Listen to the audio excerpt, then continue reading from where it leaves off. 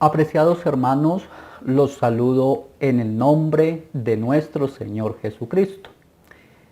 Estamos en una nueva serie sobre las verdaderas emociones por el Evangelio de Cristo. Hoy tenemos nuestro segundo mensaje, el cual le he titulado Las características de las emociones del Evangelio de Cristo.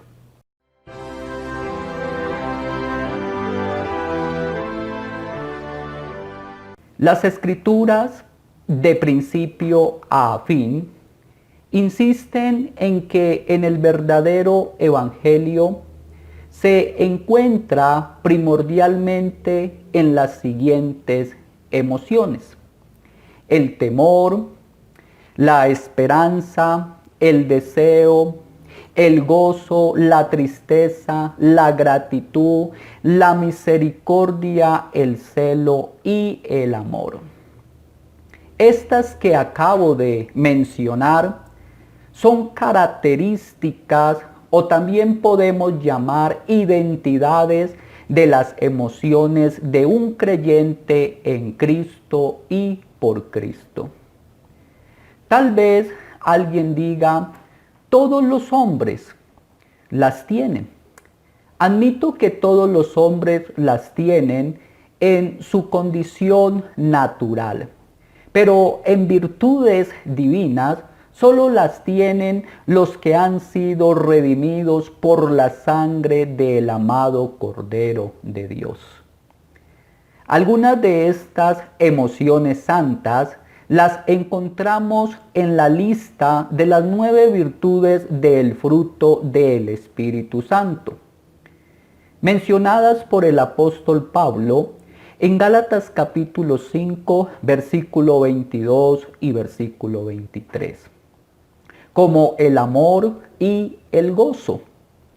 Y en la breve lista que San Pablo hace con respecto al vestido que tiene solo los escogidos de Dios, en Colosenses capítulo 3, versículo 12. Dice, vestidos pues como escogidos de Dios, santos y amados de entrañable misericordia. Estas virtudes emocionales son de aquellos sobre quienes el Espíritu Santo se ha derramado y mora en ellos. Vamos a considerar una a una de forma breve pero clara, no con la intención de hacer un juicio condenatorio sobre ustedes, puesto que todos, incluyendo al que habla, necesitamos no solo de Cristo como Salvador, sino también que el Espíritu de Cristo manifieste con claridad estas emociones santas por Cristo y el Evangelio, con el fin de examinar si estamos en verdadera fe y con el propósito de llevarlos a un arrepentimiento genuino y restauración de su cristianismo. Entonces, la primera emoción santa es el temor. Según las Escrituras, el temor piadoso es una parte principal de la verdadera pasión por el Evangelio. El nombre que las Escrituras frecuentemente dan a los creyentes es temerosos de Dios, o los que temen a Jehová. Como dice el Salmo 128, versículo 1. Bienaventurados todo aquel que teme a Jehová, que anda en sus caminos. Por esto, la verdadera piedad a veces se conoce como el temor de Dios y puede calificarse como reverencia y reconocimiento de la majestad, el poder y la santidad de Dios, o sea, respeto filial. Este temor que Dios pide a menudo se considera como el verdadero evangelio. Es cierto que el énfasis del Nuevo Testamento, cuando tenemos una relación filial con Dios, este temor se infunde más en una relación de padre y no de un juez. No obstante, en el verdadero creyente permanece un temor reverente de hijo a padre. El temor ayuda a andar rectamente. Hebreos capítulo 9, versículo 31, Hechos capítulo 9, versículo 31, dice que la iglesia andaba en el temor del Señor. El temor santo proviene de la conciencia que del Dios vivo tiene el creyente. Escuchen esto nuevamente. El temor santo proviene de la conciencia que del Dios vivo tiene el creyente. Según Lutero, el hombre natural no puede temer a Dios perfectamente. Es completamente incapaz de temblar o sentir horror en el sentido real de la palabra. Romanos capítulo 3, versículo 18 dice: no hay temor de Dios delante de sus ojos. El temor santo, por otra parte, proviene de Dios y capacita al hombre para reverenciar su autoridad, obedecer sus mandamientos, odiar el pecado y evitar toda forma de maldad. Lo resalta Jeremías capítulo 32, versículo 40. Además, es el comienzo o principio regulador de la sabiduría, dice el Salmo 111, versículo 10. Es también el secreto de la rectitud, Proverbios 8:13. Es la característica principal en la que Dios se deleita, dice el Salmo 147, verso 11.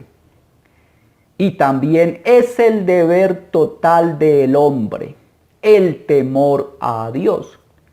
Eclesiastés capítulo 12, versículo 13.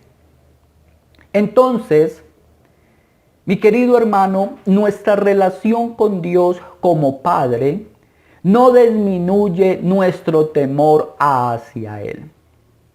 Siempre queda un temor reverente, porque no ha cambiado la grandiosidad de Dios y llegará el día en que seremos juzgados.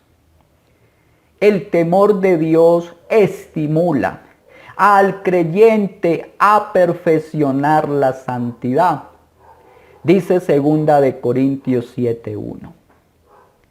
El temor de Dios se refiere a una forma específica de temor, cercana a las ideas de respeto, admiración y sumisión hacia Dios y su voluntad. Por lo tanto, es importante que nos preguntemos: ¿es este tu temor a Dios? ¿Temes pecar contra Él? ¿Es tu diario caminar un acto de reverencia y obediencia a su majestad?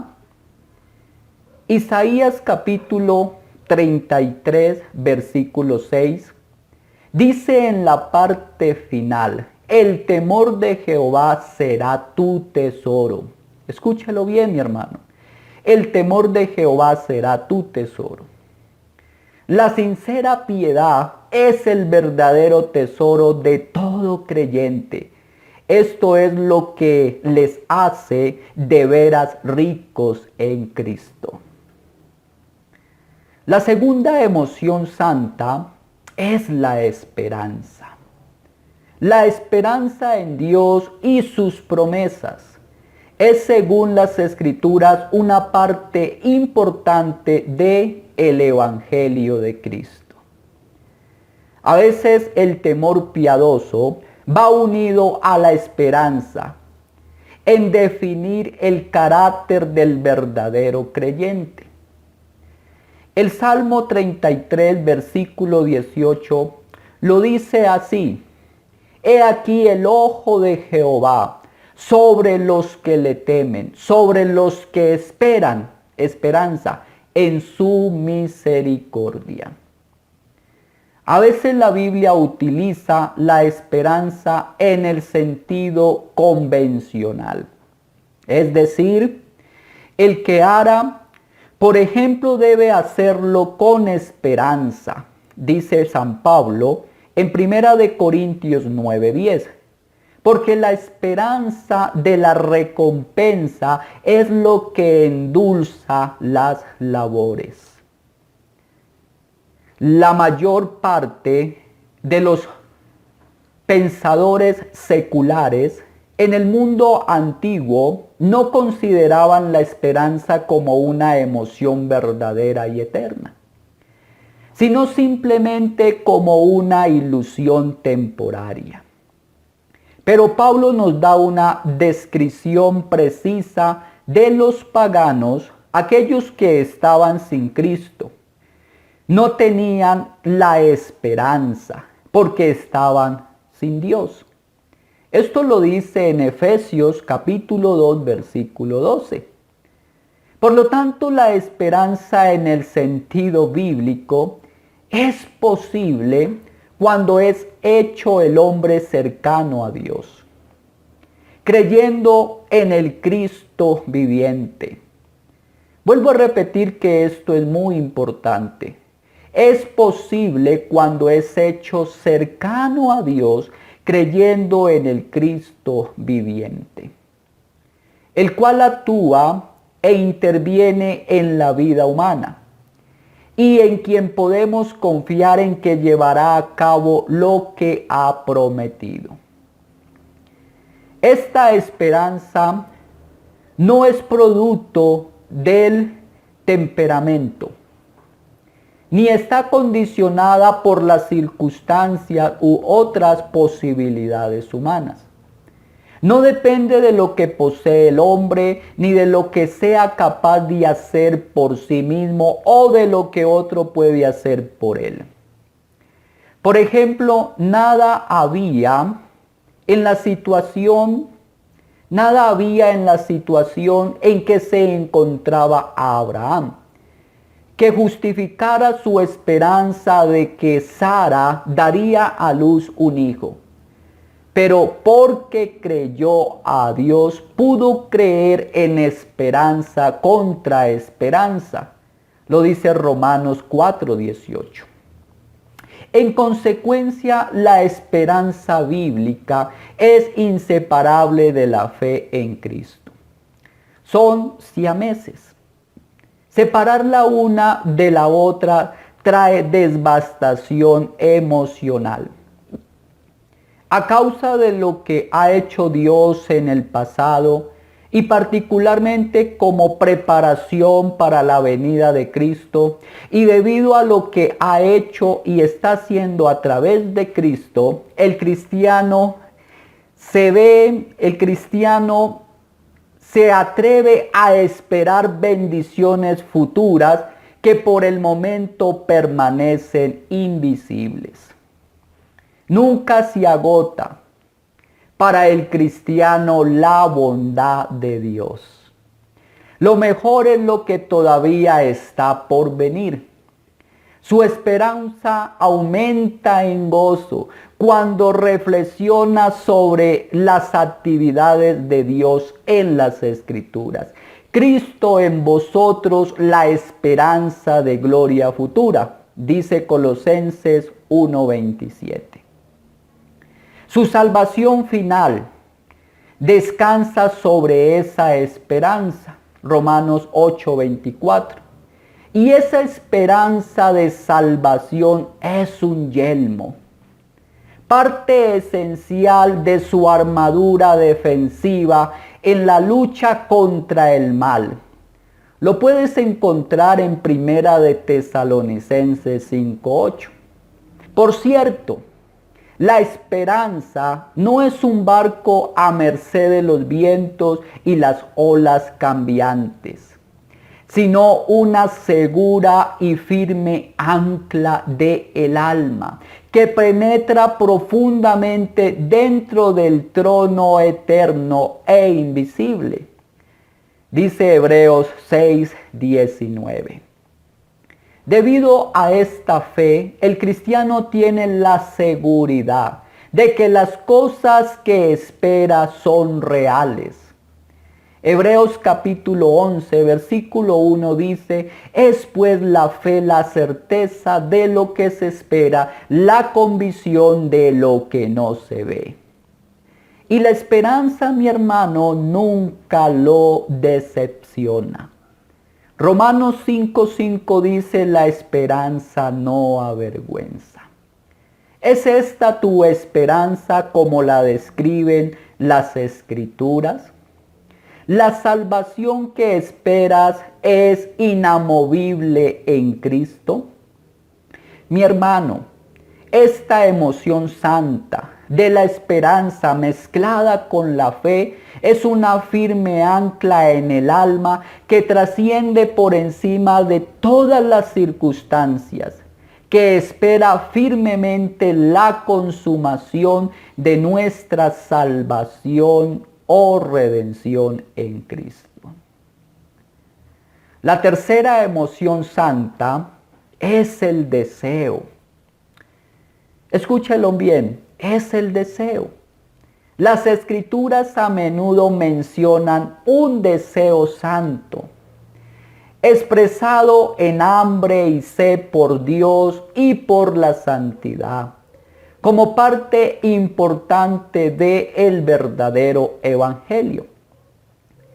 Noten que Isaías capítulo 26, versículo 8 dice, tu nombre y tu memoria son el deseo de nuestra alma. Aquí el profeta expone esta virtud en el pueblo de Israel, en que desea con gran fervor el cumplimiento de la esperanza prometida en liberarles con su providencia amorosa de sus enemigos y de toda circunstancia adversa. Y el deseo que Dios siga manifestándose a ellos de forma benévola. Ese deseo se agudiza en la noche, es decir, en medio de la aflicción y de la perplejidad. Salmo 63, verso 1 dice, Dios mío eres tú, de madrugada te buscaré, mi alma tiene sed de ti, mi carne te anhela, en tierra seca y árida donde no hay aguas. Este salmo expresa una fe viva y activa, basado en un deseo sincero de buscar a Dios, su favor y su gracia. Es un deseo que ansia tener comunión con Él, desde aquí en la tierra y por toda la eternidad anhela gozar de Dios. ¿Qué es lo que tan apasionadamente desean? El versículo 2 dice, para ver tu poder y tu gloria. Este es el deseo primordial del creyente genuino. Recrearse en el poder y la gloria de Cristo ahora y por la eternidad. Y San Mateo capítulo 5 versículo 6, como uno de mis textos favoritos, dice, bienaventurados los que tienen hambre y sed de justicia, porque ellos serán saciados. Para el hombre piadoso, el deseo espiritual más elevado de bendiciones es buscar la justicia de Cristo. Ese es su mayor deseo, buscar la justicia de Cristo. la rectitud moral y espiritual en la presencia de Dios. Tener interés en Cristo, en su gracia y en sus promesas de santidad. Esta justicia se da a los que tienen hambre y sed de ella, por medio de la justicia de Cristo, sin precio y sin dinero, lo dice Isaías 55:1. Como ustedes bien saben, el hambre y la sed son apetitos que retornan constantemente y piden nueva satisfacción. Pero escuchen esto. Los nacidos de nuevo tienen hambre y sed de alimento espiritual. Una vez satisfechos, no se hartan, sino que tienen todavía más apetito. Aquí tenemos una diferencia entre los alimentos espirituales de los corporales. Los corporales quitan el apetito a medida que satisfacen. Quitan el deseo cuando sus vientres se llenan. Luego se vacían nuevamente y se necesitan de los mismos para volverse a satisfacer. Pero los espirituales paradójicamente no dejan de satisfacer y a la vez lo acrecientan en la misma medida. Los que así tienen hambre, ¿sí?, y serán saciados. Sus deseos quedarán satisfechos. Esto es una evidencia de un deseo intenso de querer comer y beber de Cristo constantemente para ser siempre saciados en Él. Un deseo como este sí que es santo, pues es una evidencia de algo bueno y una esperanza de algo mejor. Es también un deseo estimulado por Dios. Solo Dios puede llenar un alma, ya que los favores y las gracias de Dios tienen la medida adecuada para los deseos del alma legítimos. Dios colma de bienes a los hambrientos, dice San Lucas 1:53. Satisface el alma cansada y sacia a toda alma entristecida, dice Jeremías 31:25. La pregunta del millón es esta, mi querido hermano. ¿Es este tu deseo por Cristo y todos sus dones de gracia?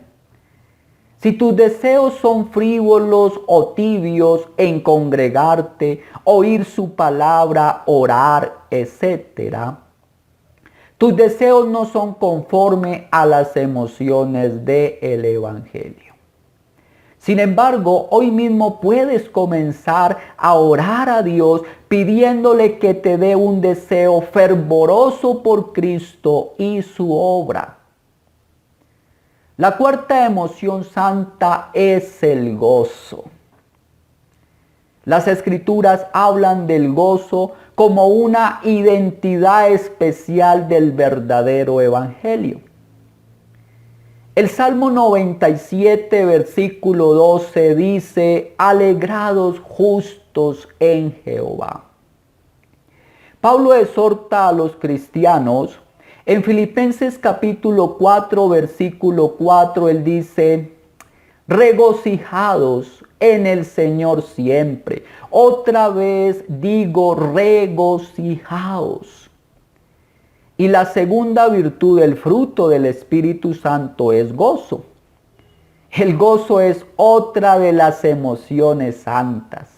El gozo del verdadero creyente no es una juerga mundana, es decir, diversión o fiesta animada, bulliciosa y en la que se cometen excesos libertinos, sino santa, porque Pablo dice que es en el Señor, es un gozo en el Señor. ¿En qué se basa este gozo? ¿Qué es lo que produce este gozo? sencillamente meditar en lo que Cristo es y ha hecho a nuestro favor por nuestra unión con Él, la cual es eterna. En que Él tiene el poder de permanecernos siempre juntos a Él en toda clase de circunstancias. En esto se basa nuestro gozo.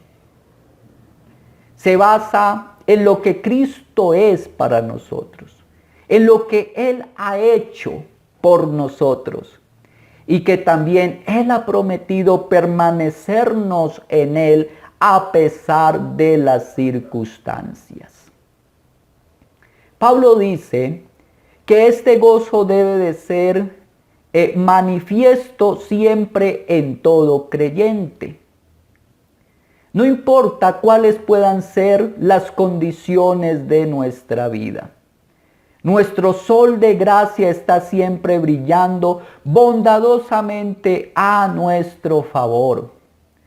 Como dice Matthew Henry, un santo triste es un triste santo.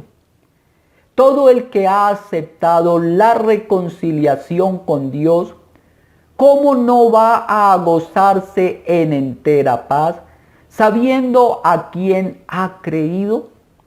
Por lo tanto, profesante de fe, examina si este también es tu gozo en el Evangelio de Cristo. Un gozo que no decae ante las adversidades. La quinta emoción santa es la tristeza. Pastor Fabio, ¿no se está contradiciendo? En la cuarta emoción santa nos habló del gozo. Y el gozo no es contrario a la tristeza. ¿Cómo es esto? Explíqueme, por favor. La tristeza es una emoción santa en el sentido cuando ofendemos a Dios. Por eso la tristeza espiritual, contrición y quebrantamiento de corazón se conforma al verdadero evangelio. Según San Mateo capítulo 5 versículo 4 nos dice: bienaventurados los que lloran, porque ellos recibirán consolación. La palabra bienaventurados significa felices o dichosos. Es decir, que el texto está diciendo: felices son los afligidos. Esta es una extraña bendición. Es fácil pensar, felices los que están alegres. Pero Cristo, que fue afligido en todo, dice: dichosos los afligidos. ¿Pero por qué? Hay una tristeza pecaminosa, enemiga de Cristo, que es la tristeza del mundo, porque produce muerte. Pero hay una tristeza bendita, cualificada para la felicidad eterna. El contraste de estas tristezas la menciona San Pablo en 2 de Corintios capítulo 7, verso 9 y verso 10. Segunda carta del apóstol Pablo a los Corintios, capítulo 7, versículo 9 y versículo 10 dice así: ahora me gozo, no porque hayáis sido contristados, sino porque fuisteis contristados para arrepentimiento. Porque habéis sido contristados según Dios, para que ninguna pérdida padecieses por nuestra parte. Verso 10. Porque la tristeza que es según Dios produce arrepentimiento para salvación, de que no hay que arrepentirse. Pero la tristeza del mundo produce muerte. La tristeza del pecador que se lamenta de sus pecados es tristeza según Dios que produce arrepentimiento para salvación. Dios se agrada de esta tristeza que Él mismo produce en el corazón del piadoso. Que David dijo o lo menciona en el Salmo 51, versículo 17. Los sacrificios de Dios son el espíritu quebrantado. Al corazón contrito y humillado no despreciarás tú, oh Dios. Dios se goza del que llora su pecado y viene en arrepentimiento genuino a Él. También es santa la tristeza que se lamenta de los pecados ajenos, como lo hacían los profetas por el pecado de Israel. Y finalmente es santa la tristeza de los que se duelen de las aflicciones de otros, de tanto de los que lloran como los que lloran, como de los que lloran sobre los que perecen, como lloró Cristo sobre Jerusalén y su amigo Lázaro. Todos estos tristes santamente son felices. Así como en la risa vana y pecaminosa el corazón se queda triste, así también en la aflicción santa el corazón permanece con genuino gozo y secreta satisfacción no enturbiada por circunstancias exteriores. Los que lloran, ellos recibirán consolación. La luz está sembrada para ellos y en el cielo serán consolados como el pobre Lázaro. Allí enjugará el Cordero de Dios toda lágrima de ellos, como dice Apocalipsis 21:4. El cielo se verá verdaderamente cielo para los que caminan hacia él santamente entristecidos. Será una cosecha de gozo, en retorno de una siembra con lágrimas. Como dice el Salmo 126, versículos 5 al 6. Salmo 126. Noten lo que dice la majestuosa palabra de nuestro Dios en el Salmo 126, versículo 5 y versículo 6. Los que sembraron con lágrimas, con regocijo segarán. Irán andando y llorando el que lleva la preciosa semilla, mas volverá a venir con regocijo trayendo sus gavillas. Querido cristiano, te pregunto, ¿lloras tu pecado ante Cristo, quebrantando tu corazón? ¿Tienes un corazón sensible por los que lloran? ¿O te has examinado que esta emoción de la tristeza no está en ti? Pues esta emoción corresponde al que ha nacido de nuevo por el Evangelio de Cristo. La sexta emoción santa es la gratitud. Esta es otra emoción espiritual que las Escrituras suelen mencionar como una virtud especialmente mediante la cual se expresa la alabanza a Dios. El Salmo 100, verso 4 dice, entrad por sus puertas con acción de gracias, por sus atrios con alabanza, alabarle, bendecí su nombre. La oración regularmente también es acompañada de la gratitud. San Pablo dice en Filipenses capítulo 4, versículo 6, por nada estéis afanosos, si no sean conocidas vuestras peticiones delante de Dios en toda oración y ruego con acción de gracias. Esta emoción de la gratitud aparece con tanta frecuencia en las Escrituras que no necesito citar más versículos para dar prueba de ella. Pero permítanme decirles lo siguiente. El creyente genuino da a Dios gracias por todo, en cualquier circunstancia que el Señor lo coloque. Sin embargo, nuestra mayor gratitud a Dios se basa en que Dios nos dio a su Hijo Jesucristo como nuestro don supremo. Don gratuito, sobreabundante, sin revocación. Recibir a Cristo no solo pone al hombre en presencia del único Dios, sino que lo colma y transforma su vida. La acción de gracias aparece como la respuesta a esta gracia progresiva y continua que había un día de florecer en Cristo. La acción de gracias a la vez toma conciencia de los dones de Dios y da un impulso muy puro al alma penetrada de maravilla por esta generosidad. Reconocimiento gozoso ante la grandeza divina.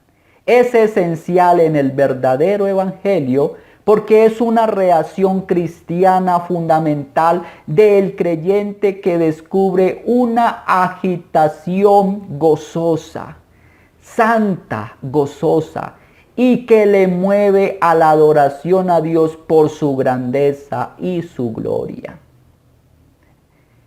El pecado capital de los paganos consiste, según San Pablo, en no haber dado a Dios gloria ni acción de gracias. Romanos 1:21. Por lo tanto, la acción de gracias tiene como base el conocimiento de la aceptación por parte de Dios de quien a Él se allega por medio de Jesucristo, mediante su obra consumada de la cruz. Y la multiforme gracia de Dios que fluye libremente en base de esta reconciliación efectuada por el Señor Jesucristo. Si esta es tu gratitud para con Dios y el Señor Jesucristo, tu profesión de fe es genuina y es una continua alabanza de adoración a Dios. La séptima emoción santa es la misericordia. Escúchenlo bien, la misericordia. Frecuentemente las Escrituras hablan de la compasión como parte esencial del Evangelio de Cristo.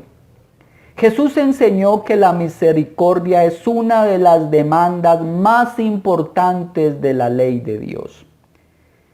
En San Mateo 5:7 Jesús dijo: bienaventurados los misericordiosos, porque ellos alcanzarán misericordia. Una persona puede ser verdaderamente misericordiosa aunque no tenga con qué ser generoso y liberal. Pues Dios acepta una voluntad bien dispuesta a compartir. Uno de los deleites más puros y refinados que pueda darse en este mundo es hacer el bien.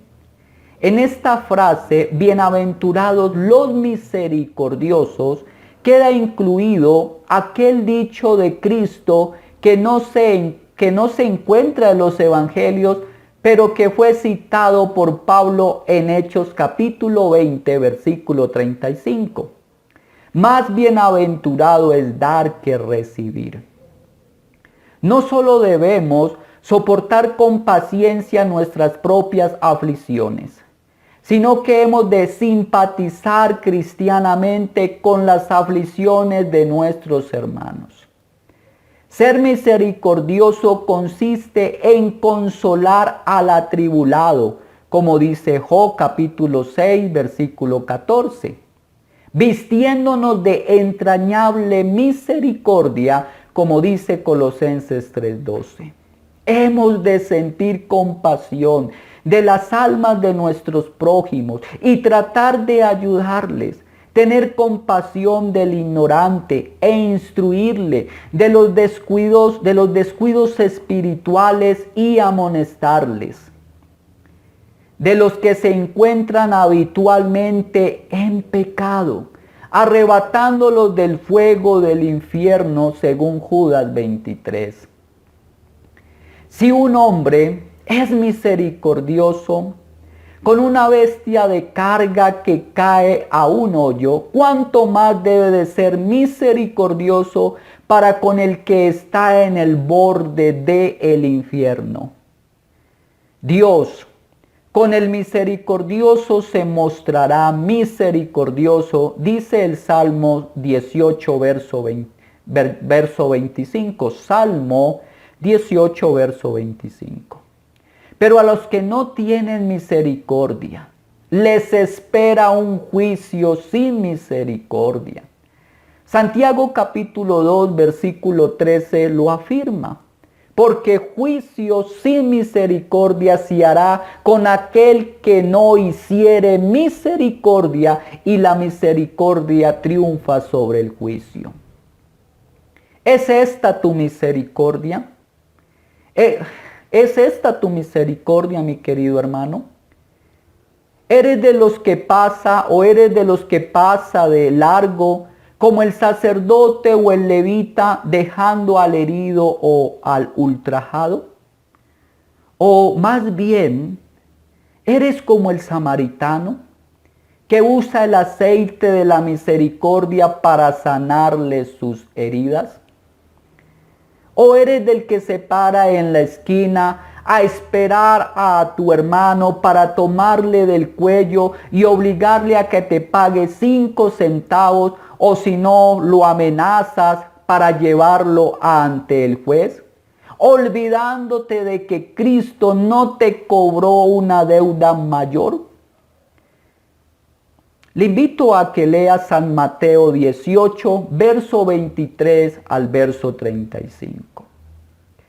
En el Evangelio, la misericordia debe de aplicarse tanto en el aspecto físico como espiritual. Curar heridas físicas como del alma. Perdonar con misericordia a tu deudor. La octava emoción santa es el celo. El celo es nuestra octava emoción santa. Las Escrituras dicen que el celo espiritual es parte esencial del verdadero evangelio. Cristo tenía en mente lograr en los suyos esta actitud cuando murió por nosotros. El apóstol atestigua en su carta enviada a Tito, capítulo 2, versículo 14. Tito 2:14 dice: quien se dio a sí mismo por nosotros para redimirnos de toda iniquidad, y noten, y purificar para sí un pueblo propio, celoso de buenas obras. La redención que Cristo nos ha otorgado por gracia es una salvación que tiene un anhelo ferviente de adornarla con buenas acciones. La redención que Cristo nos ha otorgado por gracia es una salvación que tiene un anhelo ferviente de adornarla con buenas acciones. Es incrustar con obra primorosa en el vestido de la salvación perlas hermosas. Esto también incluye la perla de la obediencia, un celo santo, no legalista, de la búsqueda sincera de nuestra santidad en aquel que nos redimió. ¿Es este tu celo? Cristo no solo nos quiso redimir, también nos quiere recompensar en la eternidad. La salvación conformista no es bíblica, sino la salvación con fruto. Pablo dice esto mismo en Tito 3:14. Dice, y aprendan también los nuestros a ocuparse con buenas obras para los casos de necesidad, para que no sean sin fruto. Créanme que tan solo he mencionado unos pocos textos de muchos que establecen que el verdadero evangelio se centra de manera definitiva en nuestras emociones. Si alguno deseara disputar esto, se vería obligado a descartar las escrituras y buscarse alguna otra norma según la cual evaluar la naturaleza del verdadero evangelio de Cristo. Pero en noveno lugar, permítame tratar la última emoción santa, que es el amor. Realmente el amor es el resumen del verdadero evangelio de nuestro Señor Jesucristo. Las escrituras nos muestran que hay una estrecha relación entre el evangelio y la emoción del amor. Amor por Dios, por Jesucristo, por la iglesia, por la humanidad. Son innumerables los versículos que enseñan esto. Debemos observar que las escrituras hablan de la emoción opuesta, de la emoción opuesta del amor, que viene a ser el odio. Pero en el sentido que yo hablo, es el odio por el pecado, como una emoción santa también importante dentro del evangelio de Cristo. Espero que me hayan entendido esto. O noten por favor esta paradoja extraordinaria de amar y odiar a la vez. En el Salmo 97, versículo 10. Salmo 97, 10 dice, los que amáis a Jehová, amor, aborrecé el mal, odio hacia el mal. Es decir, que un amor sincero a Dios se basa en odiar al pecado. Por eso el amor es el principal de las emociones.